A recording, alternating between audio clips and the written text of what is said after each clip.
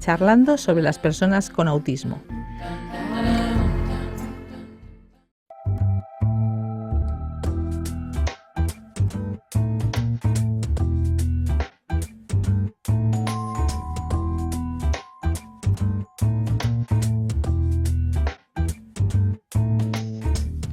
El término trastornos del espectro autista, TEA, hace referencia a una de las grandes características del autismo, que es su heterogeneidad. Por ejemplo, algo bastante desconocido es que autismo y discapacidad intelectual no van siempre unidos. De hecho, se estima que una tercera parte de las personas con autismo presenta una buena capacidad intelectual y verbal. Es el caso del llamado síndrome de Asperger, del que nos vamos a ocupar hoy en este nuevo espacio de la serie Charlando sobre las personas con autismo, que les ofrecemos desde la UNED y desde la Asociación Española de Profesionales del Autismo, AETAPI.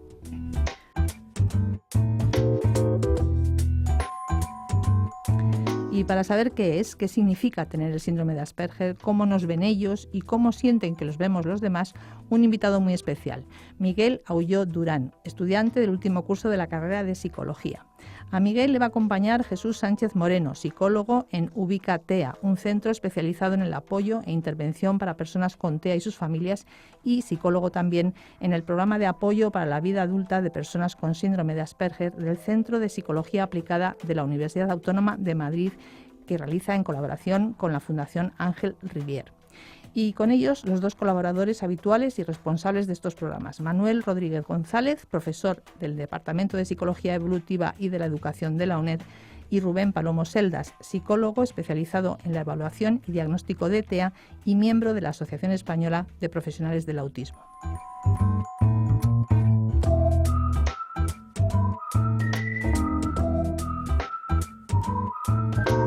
Hola, hoy estamos aquí con Jesús, Miguel, con Rubén y vamos a hablar de los apoyos que le podemos dar a las personas con TEA que no tienen discapacidad intelectual. En el primer programa estuvimos comentando qué define a los trastornos del espectro de autismo con Javier Tamarit y vimos que los TEA son un grupo de personas muy heterogéneo en el que podemos incluir personas que tienen graves limitaciones y muchas necesidades de apoyo, y otro grupo de personas que tienen una muy buena capacidad intelectual y verbal. Hoy vamos a hablar de este último grupo. Jesús, ¿a quiénes incluiríamos dentro de este grupo, dentro de esos trastornos generalizados del desarrollo? Los grupos que incluiríamos dentro de los trastornos del espectro autismo sin discapacidad intelectual serían aquellas personas que han recibido a lo largo de su vida pues un diagnóstico de síndrome de Asperger, de trastorno autista o de trastornos generalizados del desarrollo no especificados, pero que presentan pues un cociente intelectual y también determinadas habilidades lingüísticas y cognitivas pues esperadas para su edad cronológica. Uh-huh. Oye, y dentro de los TEA, ¿qué porcentaje se diría que no tiene discapacidad intelectual, Jesús? Bueno, en los últimos años son muchos los estudios que han intentado recabar información pues acerca de las personas con TEA, y a pesar de que esos estudios tienen ciertas limitaciones, podemos considerar que aproximadamente un tercio de las personas que tienen TEA no tienen discapacidad intelectual asociada, es decir, que su CI estaría en valores en torno a 70 y 100, entre 70 y 130. Un tercio. Un tercio. Es verdad que existen otros estudios que señalan porcentajes incluso mayores de hasta el 50%, pero lo que tenemos que tener claro es que todas las personas que han recibido un diagnóstico de síndrome de Asperger no tienen discapacidad intelectual asociada y que la gran mayoría de personas con un trastorno generalizado del desarrollo no especificado tampoco. Uh-huh. En el primer programa también estuvimos comentando un poco cuáles son los síntomas característicos de las personas con TEA. Estuvimos viendo las características que los definen en el sentido pues, de presentar limitaciones en la comunicación, en la interacción social recíproca, en la imaginación y un repertorio restringido de conductas e intereses.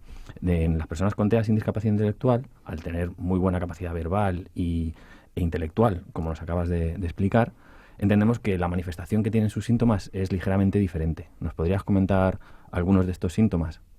Sí, las personas con TEA tienen un procesamiento de la información diferente y van a presentar pues estilos cognitivos y de funcionamiento pues muy peculiares, y su comportamiento social va a oscilar entre aquellas personas más aisladas y aquellas que tienen van a ser más activas y van a buscar relacionarse, pero su conducta va a ser categorizada como rara o extraña. Entonces, a nivel comunicativo, por ejemplo, pues sabemos que las aptitudes lingüísticas de las personas con TEA van a ser buenas, es decir, van a presentar un vocabulario rico, un lenguaje formal, buena gramática, ¿no? Sin embargo, el uso funcional que van a ser de ese lenguaje no va a ser pues igual de bueno, ¿no? Por ejemplo, van a tener dificultades a la hora de iniciar y mantener una conversación y en ocasiones pueden hacer algún comentario que sea incongruente, ¿no? Por ejemplo, una persona cuyo interés es los animales y sabía mucho, le decía pues a una persona a la que acababa de conocer si conocía los diferentes tipos de pingüinos que existían en el mundo, ¿no? Y a partir de ahí, sin esperar casi la contestación de la otra persona, hacía un auténtico monólogo sobre esto, ¿no? A nivel de interacción social, sabemos que las personas con TEA presentan dificultades a la hora de entender las convenciones sociales que rigen una determinada situación, ¿no? En ese sentido, por ejemplo, alguien en su puesto de trabajo que acaba de terminar las tareas le comentaba a su jefe que se iba a casa, ¿no? Porque ya había terminado todas sus funciones durante el día. Y su jefe le decía que no, que tenía unos horarios y él permanecía en su puesto de trabajo con las manos cruzadas, ¿no? Con lo que eso implica para el resto de los compañeros porque estaba dando muy mala imagen, tampoco entendía las pistas que le daban los compañeros, ¿no? Y a nivel conductual, por ejemplo, pues los intereses van a ser muy restringidos, ¿no? Y hay personas que pueden hacerse auténticos expertos y coleccionadores de datos, ¿no? Pues, por ejemplo, acerca de la robótica, de los nombres, es decir, los intereses son muy dispares y también hay personas que van a ser grandes coleccionistas, ¿no? Por ejemplo, conozco a un chico que colecciona Legos y muestra una gran preocupación por terminar su colección, ¿no? E incluso decide cuidar su salud mucho para que en un futuro pues le dé tiempo y también su colección se basa en normas muy rígidas, ¿no? Es decir, por ejemplo, él pega sus piezas, ¿no? Y no tolera que otros hagan modificaciones, ¿no? Y en ese sentido van a adherirse a rutinas muy fijas y a horarios muy determinados.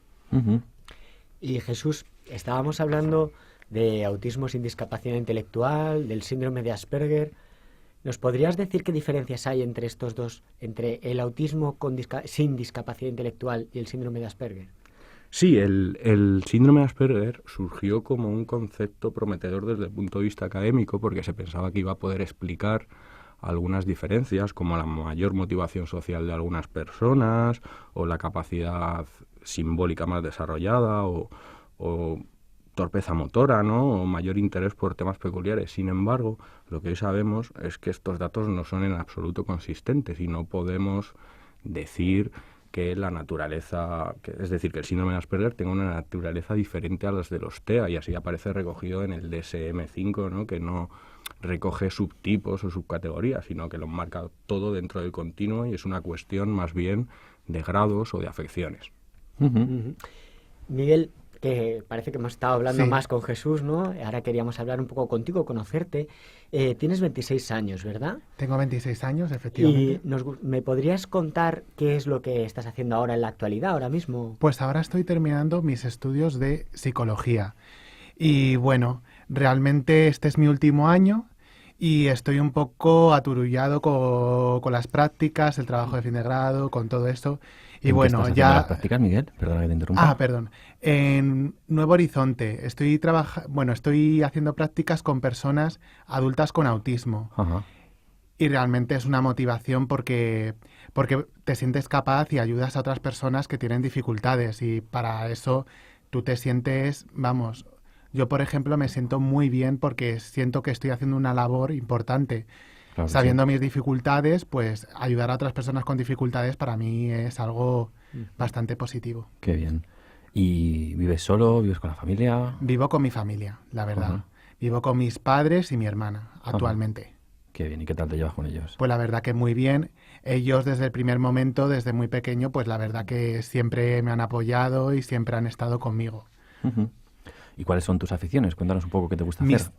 Mis aficiones principalmente son, pues por ejemplo, ver un poco el ordenador, o sea, a lo mejor ver alguna página que me pueda interesar, también ver alguna serie por televisión. También lo que suelo hacer muchísimo es a lo mejor darme un paseo.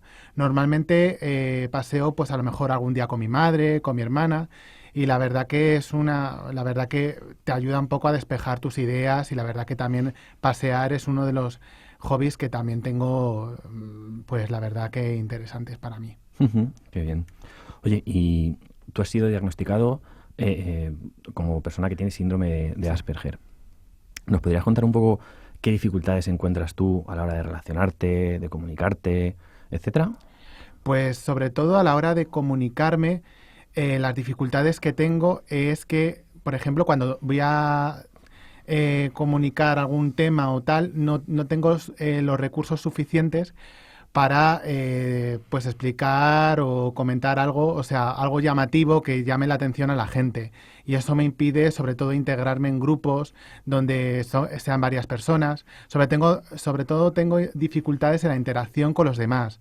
Por ejemplo, en acercarme a un grupo me da, pues a veces, pues vergüenza o no me atrevo realmente a integrarme, sobre todo en un grupo si es grande y no lo conozco. Me cuesta más adaptarme a grupos pues que ya están consolidados y muchas veces pues me crea cierta inseguridad. ¿Alguna otra dificultad que nos puedas comentar? Pues sobre todo suelo ser una persona que le cuesta controlar su ansiedad, sobre todo en lugares donde no conozco o por ejemplo en lugares donde más que no conozco, principalmente, pues, por poner un ejemplo, cuando estoy con un grupo de gente que me presentan, pues me suelo poner muy nervioso y me suelo incluso, pues, no saber qué decir o me quedo sin saber qué hacer o cómo actuar y muchas veces como que puedo resultar extraño o realmente, pues, puedo llamar la atención entre el grupo. Y otras de las dificultades es, por ejemplo, que tengo muchas ideas obsesivas. Por ejemplo, que en clase me cuesta mucho concentrarme, por ejemplo, porque me viene a la mente un pensamiento, por ejemplo, qué tengo que hacer durante el día y me cuesta mucho concentrarme en las tareas. Es un pensamiento recurrente y muchas veces entro en bucle, en un bucle continuo. Y a la hora de interpretar las emociones de otras personas o qué estarán pensando o por qué han dicho ciertas cosas, ¿tienes alguna dificultad? Pues sí, también me cuesta, sobre todo cuando hacen bromas o cuentan chistes, me cuesta mucho cogerlos. Y muchas veces a la gente lo coge a la primera, pero a mí pues me cuesta más y muchas veces hasta suelo preguntar pues cosas que suelen ser evidentes y realmente pues bueno. Mira, Miguel, nos estabas contando una serie de dificultades que tienes tanto a la hora de relacionarte como a la hora de realizar tu día a día. Y me gustaría que nos explicaras un poco cómo estas dificultades han impactado un poco en tu vida, ¿no? Pues cómo han impactado en mi vida, sobre todo, pues a la hora de relacionarme, por ejemplo, desde muy pequeño, pues siempre me ha costado mucho relacionarme. Y siempre, pues eso es algo que es una dificultad que siempre todavía me cuesta superar. Por ejemplo, ¿nos podrías contar pues desde el colegio? Vale. Pues en el colegio principalmente con los demás niños, sobre todo en los ratos de recreo, no solía jugar con los demás niños y siempre me solía quedar apartado y realmente no sabía, muchas veces esos tiempos de recreo pues para mí eran demasiado largos, porque no sabía, porque siempre me quedaba al lado y los demás compañeros como no me integraban. Y muchas veces esa no integración pues favorecía que yo me excluyese también. También los profesores, al tener bajas expectativas respecto a mi rendimiento académico, influían en la percepción que los alumnos tenían de mí, por ejemplo. Se sesgaba mucho la información, realmente. O sea, la información que ¿En qué sentido? Pues sobre todo que la información de mí sobre mis capacidades era errónea, era desajustada totalmente a mis capacidades reales. Es más, lo puedo demostrar actualmente que me estoy terminando de sacar una carrera y esas bajas expectativas influyen en cómo te miren los demás. Y realmente pues es eso. Sí, dime. Bueno, y es eso principalmente y que los profesores pues la verdad que que esa baja percepción que tienen. Pero bueno, yo creo que sobre todo con los compañeros, Sí. a medida que me fui, pasó el tiempo y los cursos, pues logré una mayor integración en clase, porque me fueron conociendo, me fueron un poco pues sabiendo realmente cómo soy, ¿sabes? Ujú, entendiéndote, ¿no? Sí, Ujú. efectivamente. ¿Y en el instituto qué tal? Que siempre En es el- una época complicada para todos. En el instituto, al ser un cambio tan brusco de colegio a instituto, yo creo que lo peor fue la entrada, sobre todo con los compañeros. En esa situación sufrí acoso escolar, pero acoso severo. Vaya. Por ejemplo, mis compañeros no me paraban de molestar pues en los ratos de recreo o insultar o sobre todo molestarme, o sea, Ujú. y yo pues me sentía fatal, o sea, llegó un momento en que me tenía que aislar, ¿sabes? Ujú. O sea, lo que quería es que me dejaran en paz, sobre todo, y no saber nada de nadie. Es más, en una de las ocasiones mi hermana salió a defenderme en esos momentos y dijo Claro. que me pararan de molestar. Y yo Ujú. por eso la relación con mi familia la valoro un montón porque ellos me han apoyado y mis padres cuando se han enterado que he sufrido acoso escolar, los primeros que han estado ahí han sido mis padres y mi hermano. Qué bien. ¿Y cuando acabaste el instituto has seguido estudiando? Pues sí, he seguido estudiando, hice 2 módulos, hice un módulo de grado medio y después un módulo de grado superior. Ujú, Una qué bien. vez conseguí pues el título de la ESO. Ajá. Sabes que al principio no creí que lo iba a conseguir, pero Qué bien. poco a poco lo he conseguido. ¿Y qué tal la relación con los compañeros del módulo? Gente ya más madura. Ya más madura, poco a poco. Yo sobre todo sentía inseguridad en ese momento, inseguridad en la relación con mis compañeros y eso me impedía todavía relacionarme normalmente. Ajá. Pero poco a poco vi cierta aceptación y cierto interés por relacionarse conmigo y poco a poco pues a lo mejor iba tolerando pues tomarme a lo mejor un café con ellos y tal y poco a poco pues ya Empezabas a quedar más con la gente. quedar, pero a lo mejor tomarme los ratos de recreo algo con ellos, ¿sabes? Ajá. Y fuera del... Principalmente no, o sea, poco Ajá. a poco, ha sido muy poco a poco, un camino bastante largo y tortuoso. ¿Y en la universidad has Pues- hecho amistades? En la universidad he hecho buenos compañeros, muy buenos compañeros. Amistades no, pero buenos compañeros, vamos, o sea, con los que me puedo reír, me siento súper integrado y ahí sí que quedo con ellos a veces. Ajá. A lo mejor en el entorno universitario, pero sí que ya soy una persona que se anima a quedar y si Ujú. le dicen de salir, pues salgo, o sea. Ujú. Mirando un poco hacia atrás, todas estas dificultades que has tenido a lo largo de tu vida en el colegio, en el instituto, ¿cómo te han hecho sentir? ¿Qué consecuencias crees que han tenido para ti?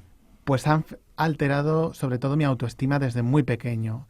O sea, mi autoestima está bastante deteriorada. Ujú. Afortunadamente ahora he logrado superar esos problemas de Muy bien. autoestima, pero todavía los sigo teniendo. Me suelo considerar en cierta manera, en ciertos aspectos, pues a lo mejor inferior, pero es un problema que estoy intentando superar y son retos que todavía tengo que superar desde el primer Ujú. momento y tal. Seguro que lo consigues. Oye, y cuéntanos, ¿cuándo supiste que tenías síndrome de Asperger?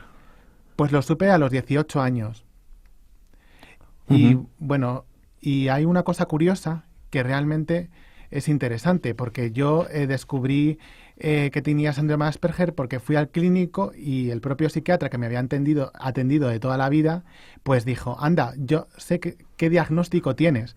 Y realmente me pasó a su despacho, Y te lo explico. me metió en una página de internet y las características encajaban. ¿Y qué supuso para ti en ese momento saber que tenías síndrome de Asperger? Pues sobre todo una liberación grandísima. O sea, porque por lo menos, porque toda mi vida lo que había creído que podía tener, pues ya lo sabía exactamente. Ya Ujú. sabía todas las características, sabía que había gente con mi misma dificultad y realmente es un alivio. Ujú. Y para mis padres, imagínate, o sea, pudieron buscar recursos específicos para mi situación. Ujú. Jesús, tú que eres profesional en este campo, me gustaría que nos dijeras desde tu punto de vista, ¿no? ¿Qué necesidades dirías que tienen las personas con TEA sin discapacidad? Ujú.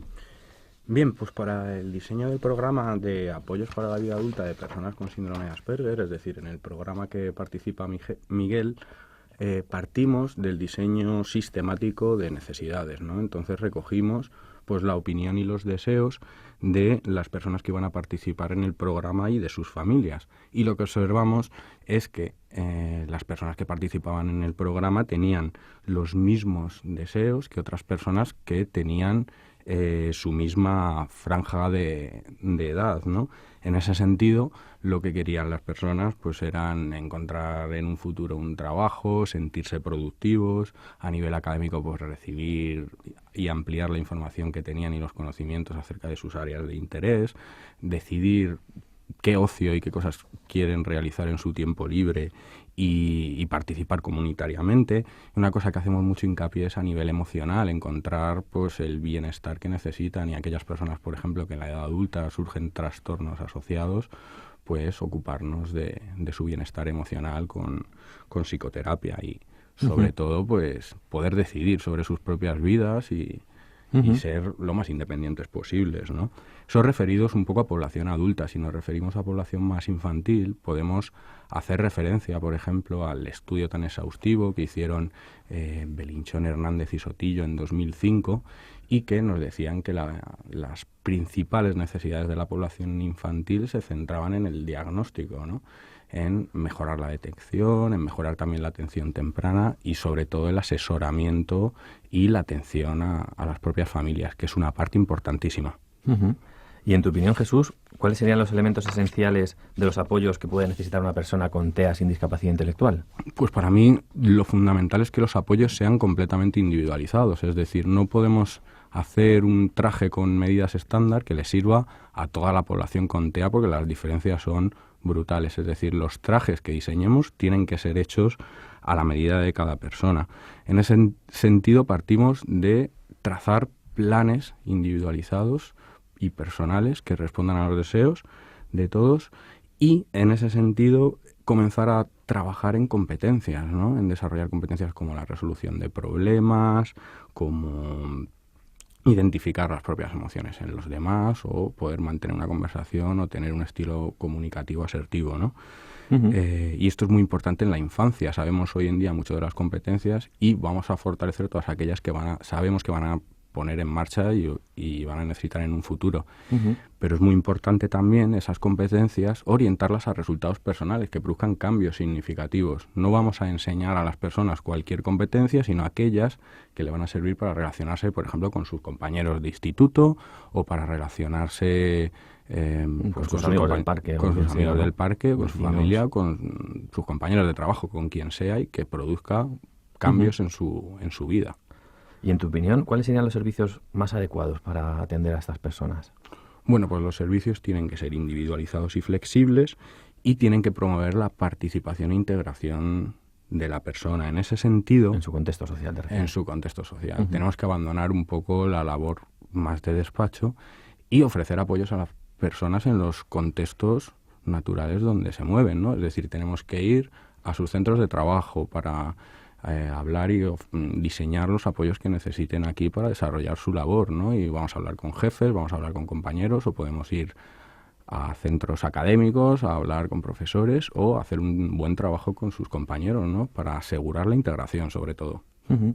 Miguel, en relación con lo que acaba de comentar Jesús, de esa intervención dirigida a resultados personales, ¿nos podrías comentar un poco cuáles serían tus metas personales? ¿Cuáles son los objetivos que te has planteado a la hora de progresar? Pues principalmente, sobre todo, relacionarme con la gente. O sea, sobre todo, incrementar el nivel de relación con los demás. Eso, normalmente, lo que está haciendo el programa para mí y estas personas es, sobre todo, darnos habilidades sociales para a la hora de comunicarnos. El otro día, por ejemplo... estuvimos sentados en la mesa. Una actividad de ocio. Con varias personas voluntarias, ¿verdad? Sí, efectivamente, una actividad de ocio. Y pues nos tomamos algo y Jesús me pidió la actividad de buscar temas que sean relevantes y de actualidad para comentarlos en el grupo, ¿sabes? En el que me encontraba. Luego, otra de las metas que tengo, sobre todo, es aumentar mi nivel de autoestima. Para ello, para ello estamos haciendo actividades de autoconocimiento personal, que conozca mis fortalezas y mis capacidades para saberlas y ser consciente de ellas. Otro es que principalmente es en los tiempos de ocio, que realmente mis ocios son bastante individuales, o las actividades que tengo, pues a lo mejor solo me puedo servir de mi familia, a lo mejor para dar un paseo y tal, pues actualmente también hay actividades que se han hecho de voluntariado y estas personas pues me ayudan, por ejemplo, nos ayudan a mí y a mis compañeros pues a aprovechar esos tiempos de ocio para hacer actividades que nos puedan interesar. El otro día pues algo importante es que nos fuimos a la Plaza Mayor y realmente nos dimos un buen paseo y realmente disfrutamos. Qué bien. ¿Y cuáles serían tus metas a corto y a largo plazo? ¿Qué pretendes conseguir con todos estos apoyos que te están dando? Pues a corto plazo lo que quiero es terminar mis estudios y mi carrera y luego ya empezar un máster relacionado con la educación, que es mi tema favorito. Dentro de la psicología, la educación y el ayudar a otras personas desde las primeras etapas es realmente para mí estimulante. Lo que te gusta, ¿no? Sí, realmente. Y luego a largo plazo, sobre todo, tener mi propia familia y lograr tener la mayor autonomía posible. Perfecto. Con ayuda de Jesús hemos recabado un poco cuáles son los objetivos personales que tienen otras personas que están atendidas en el servicio en el que trabaja Jesús. Y nos parecía interesante leerlas. Vamos a ello. Por ejemplo, la primera, ¿no? Un compañero nos decía: yo voy día a día, prefiero no mirar ni pensar mucho más allá, porque me produce ansiedad. Luego otro compañero dijo: dentro de 10 años me gustaría estar en mis últimos años de carrera deportiva de élite y dedicarme a hacer miniaturas de coche. Otro objetivo era tener una vida medio normal, lo que tienen más o menos la mayoría de las personas, trabajo y una serie de relaciones estables. Otro de los compañeros comentaba: por una parte, me gustaría tener una vida, digamos, autónoma. Me gustaría tener una pareja, también poder trabajar y hacer que las matemáticas sean mi vida. O, por ejemplo, otro compañero decía: seguir viviendo, trabajando en el mismo sitio, con mi familia y con algún sobrino, si llega. Y otro de los ejemplos es: para mí una meta muy importante es ser independiente, no llegar a depender de mis padres. Otra meta sería acostumbrarme a hacer un poco de deporte. Y si pudiera llegar de Madrid a Cádiz en bicicleta, estaría encantado de la vida. Una tercera meta a largo plazo para mi equilibrio emocional es llegar a tener novia, amiga con derecho a roce. Bueno, pues una vez que hemos visto estas metas, estos objetivos, ¿no?, que tenían las personas, me gustaría saber con qué barreras creéis que se suelen encontrar las personas para alcanzar sus metas personales. Pues sobre todo las falsas creencias que se tiene acerca de nuestras capacidades o cómo somos.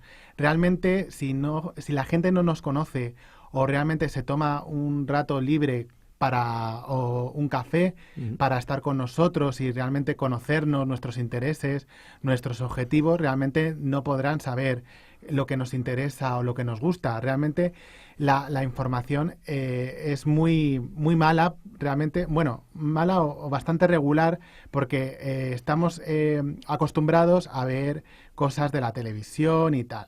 Además, tenemos que entender que las dificultades que presentan las personas con TEA sin discapacidad intelectual son muy sutiles, pero que las implicaciones que tienen para su vida son enormes. Entonces, la principal barrera es el desconocimiento. Tenemos que conocer más el trastorno y tenemos, en ese sentido, que ofrecer más apoyos, ¿no? La incomprensión es la principal barrera. Brevemente, nos gustaría preguntaros dos cosillas. Por un lado, ¿qué pensáis que pueden aportar las personas con TEA sin discapacidad intelectual a la sociedad? Y por otro lado, ¿cuál es vuestra opinión respecto a lo que acabamos de decir que supone el tener Asperger o autismo para las personas que tienen esta condición? Bueno, principalmente un mensaje que quiero lanzar es que las personas con síndrome de Asperger no tenemos dobles sentidos o dobles intenciones. Somos unas personas realmente que decimos lo que pensamos en muchas ocasiones. Y esto nos da, en muchos sentidos, honradez.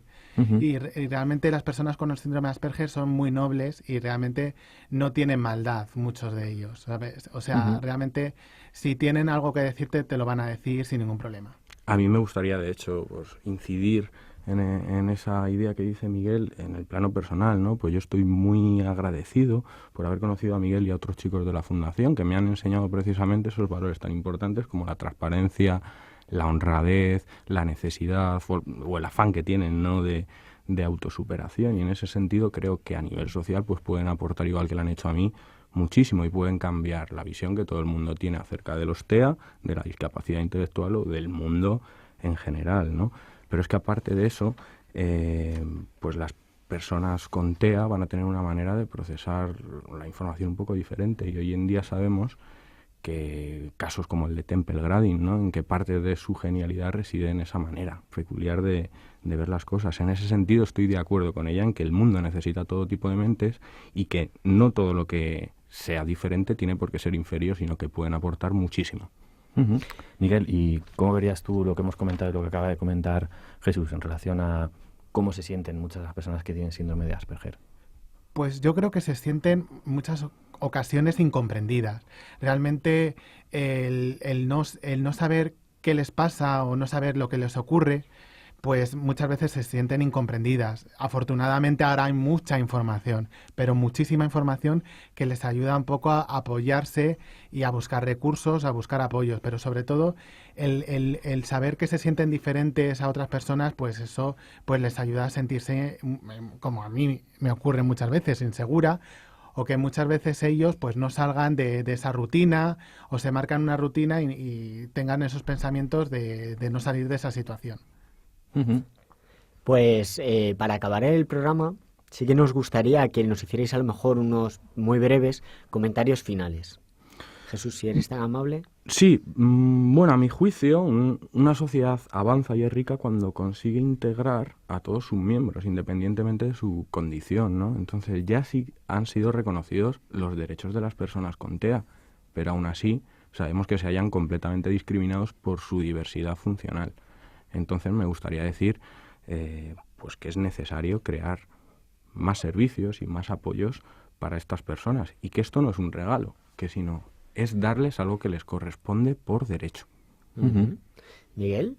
Yo me gustaría sobre todo un último apunte, que es animar a todas las personas que lo estén pasando mal en este momento, que le pueda servir lo que estoy diciendo ahora mismo, para animarles sobre todo a superar esas dificultades que, aunque son muy duras, yo las estoy superando y realmente me cuesta, pero yo creo que con fuerza, apoyo y realmente con los recursos que son necesarios para estas personas es fundamental. Y sobre todo aquellos profesionales que se informen un poco más del tema para que se conozca realmente qué es el síndrome de Asperger y realmente podamos luchar para que se reconozcan los derechos de las personas con síndrome de Asperger. Muy bien Pues dicho, muchas Miguel. gracias, Muchas gracias. Miguel. Muy bien. Muchas gracias a ti también, Jesús.